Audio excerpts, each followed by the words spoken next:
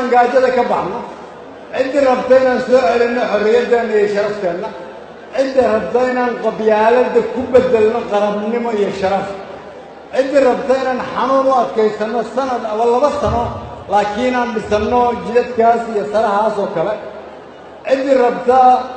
inay tiraahdo awoodda Soomaaliyeed waxaa iskale shacabka Soomaaliyeed ma aqbalayno dalaaliin ku kala dhigirta shacabka iyo dowladda. ciddii intaas diyaar u ah doonaysaa waxaad haysataa saaxiib la yidhaahdo farmaajo khayr.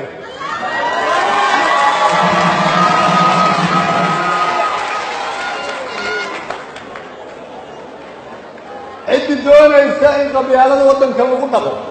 in dowlad walba la dumiyo, in musuqmaasuqa lagu soo celiyo, in xoolaha waddanka qolo yar ay haysato, waxaad saaxiib la tahay 27 sano la soo dhaafo.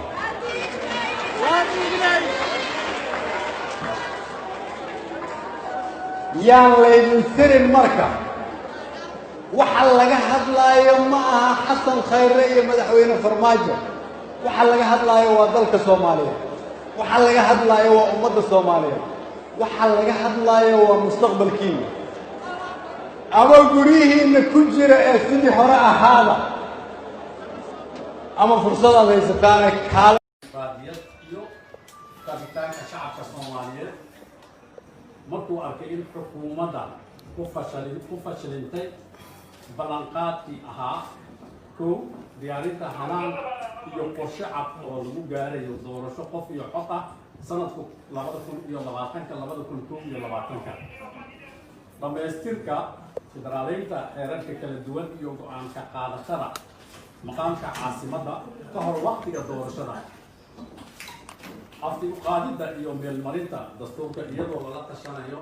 labada gole ee dowlad goboleedyada iyo qaybaha kala duwan ee bulshada hirgelinta nidaamka axsaabta siyaasadeed si ay uga qayb qaataan ama qayb uga noqdaan doorashada dimuqraadiyeysan ee dalka ugana howlgalaan dalka oo dhan markay ku fashilmeen diyaarinta ciidamo amniga suga oo heer federaal iyo heer dowlad goboleed ah awaamirtana ka qaata guddiga madax bannaan ee doorashooyinka qaranka xilliga doorashooyinka lagu jiro sida ku cad qodobka 54 sharciga doorashooyinka qaranka diyaarinta qoondadii dhaqaale ee lagu qaban lahaa doorashada oo aan lagu soo darin miisaaniyadda 2020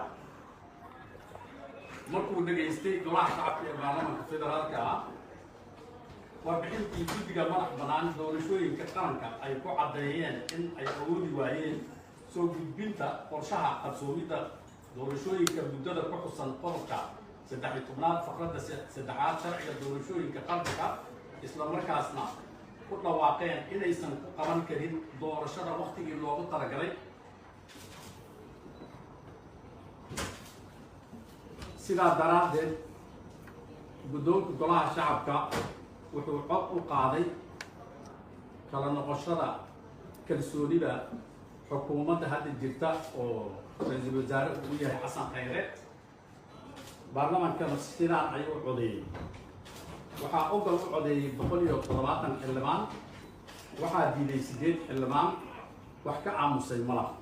sidaa daraaddeed madaxweynaha jamhuuriyadda federaalka Soomaaliya sida uu farayo dastuurka kumeel gaarka ah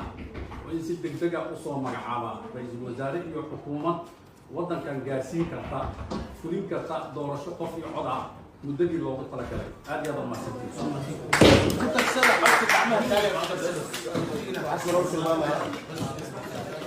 mahadsantihiin